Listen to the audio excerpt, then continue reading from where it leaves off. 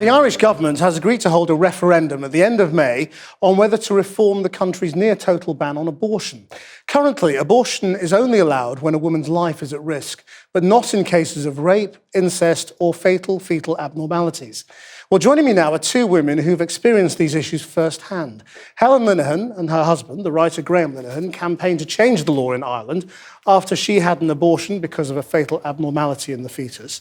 And Cliona Johnson, who was also told during pregnancy that her baby had a fatal abnormality. He lived for 17 minutes after birth, and she now campaigns to keep the law as it is.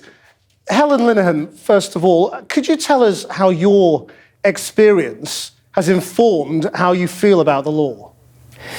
Well, I think the issue here is about choice. I think I was given the choice. We were diagnosed with a fatal fetal abnormality at 12 weeks. It was our first time that we were pregnant, and it was very distressing. But fortunately for us, we lived in the UK, and the NHS, our doctor, was very compassionate and offered us the choice. I could go to term with my pregnancy if the baby survived pregnancy, but it wouldn't have survived birth. And I chose not to do that and to have a termination at 12 weeks. And I think this whole debate is about choice and what rights women have over their own bodies. And had you been in Ireland, what would have happened to you?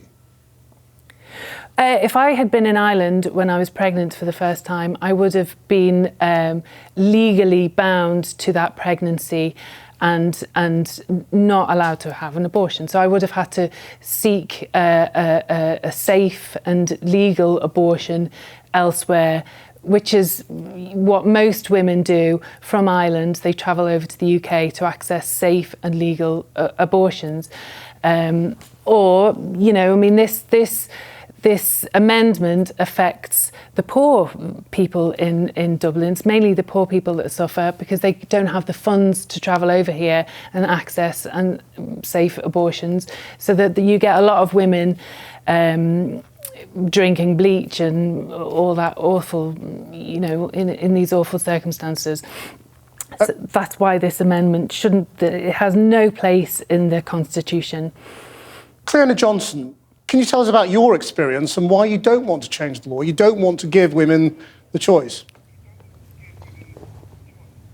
Well, I'd like to start by saying that what's actually being proposed here is, you know, while under the guises of very limited abortion, what is actually being proposed by our government is, in the repealing of the 8th Amendment, they propose to legislate for abortion on demand up to 12 weeks and also to legislate for abortion in cases of, as they call, fatal fetal abnormality, and also women's health issues. So that in itself already, we're not talking about abortion in very limited circumstances. We're talking about abortion on demand. So my own story is that I had a little boy, a baby boy in 2006 who was diagnosed with anencephaly at my 22-week scan. Now I remember, and I'm sure like Helen remembers, the shock and the fear factor when you're given a diagnosis that your little baby has a condition that he cannot possibly survive for any length of time outside the womb. What I think is so important in this situation is you're thrust into the first stage of grief, which is denial. You want to run. But I was fortunate enough to be in a situation where I also was offered that if I chose to keep my baby, that the hospital would support and care for me and my baby as two valuable patients for the length and the duration of the pregnancy. Now, that was incredibly reassuring. And to be allowed to move through the stages of grief, to be cared for while moving through the stages of grief from denial into acceptance has been was the most extraordinary changing factor in the whole thing, because what I found was, from wanting to run and go, this is not happening, because I was given that space to move through those stages, and because I was being cared for, by the time I got to the 5th stage of grief, which we all need to go through, I was able to accept and not be afraid anymore.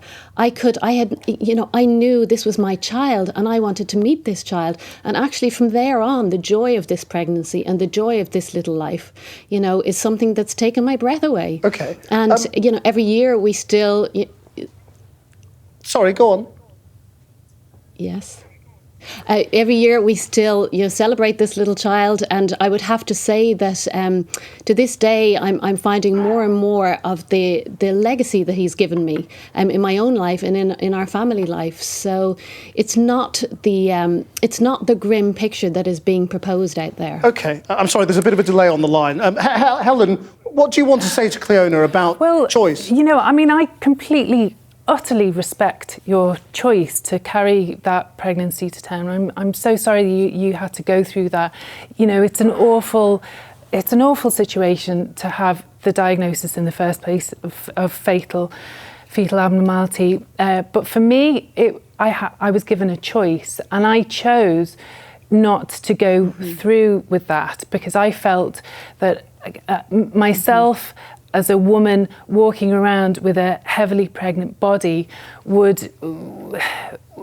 I would have questions. People would be asking me, do you know what it is? And all those awkward questions. Yeah. And I wanted to protect myself, my mental well-being, my husband, my family, and my friends. I didn't want to put everybody through that. But I'm not saying.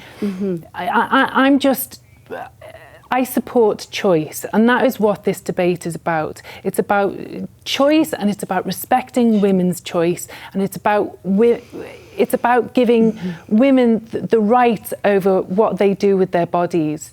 As I said, abortion should not be, there's no way it should be in any constitution, in any country. It's no one's business why somebody is seeking an abortion. Nobody wants an abortion. It's a distressing and awful situation in whatever situation it is. It's a distressing decision Helen, to arrive to. I'm sorry. I'm so sorry. We must leave it there. Thank you both very much. This is the beginning of the debate. I'm sure we'll continue it, but thank you both very much for joining us.